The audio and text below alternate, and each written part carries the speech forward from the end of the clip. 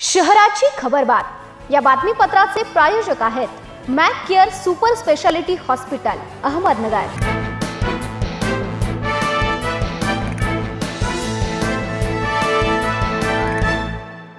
नमस्कार, मी साक्षी न्यूज 24 सह्याद्रीमध्ये तुमचं स्वागत। पाहूया अहिल्यानगर शहरातील महत्त्वपूर्ण बातम्यांचा आढावा शहराची खबरबातमध्ये।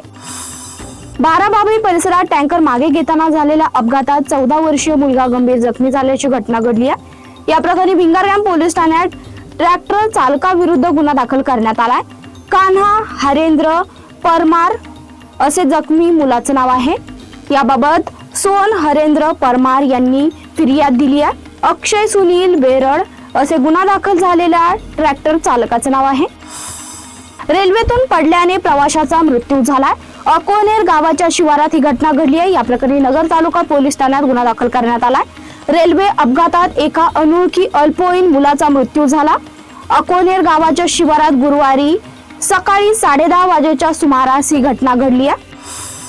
अहिल्यानगर शहराची राज्यातील क्रमांक 1 शहर म्हणून ओळख निर्माण करण्यासाठी अधिक प्रभावीपणे काम करण्याची आवश्यकता आहे।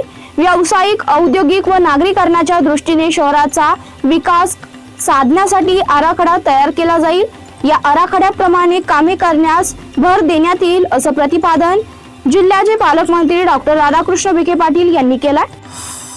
टेम्पोने दुचाकीवरील दाम्पत्याला धडक दिल्याने पत्नी जागीच ठार झाली तर पती गंभीर जखमी झाला। अहिल्यानगर कल्याण महामार्गावर नेप्ती शिवारात रविवारी दुपारी 3:30 वाजेच्या सुमारास हा अपघात झाला।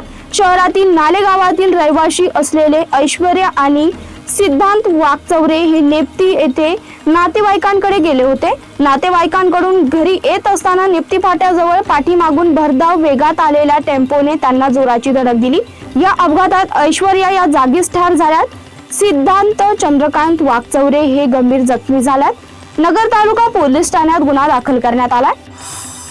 भिंगार परिसरातील लक्ष्मीनगर येथे रमेश नामदेव धाडगे यांनी राहत्या घरी गळफास घेऊन आत्महत्या केली आहे। त्यांचा मुलगा ओमकार याने त्यांना तातडीने खासगी रुग्णालयात उपचारासाठी नेलं, मात्र डॉक्टरांनी उपचारापूर्वीच त्यांना मृत झाल्याचं घोषित केलं। या प्रकरणी भिंगारकॅम्प पोलीस ठाण्यात अकस्मात मृत्यूची नोंद करण्यात आली आहे। शहराची खबरबातमध्ये ते सांगतो। तुम्ही पाहता न्यूज 24 सह्याद्री।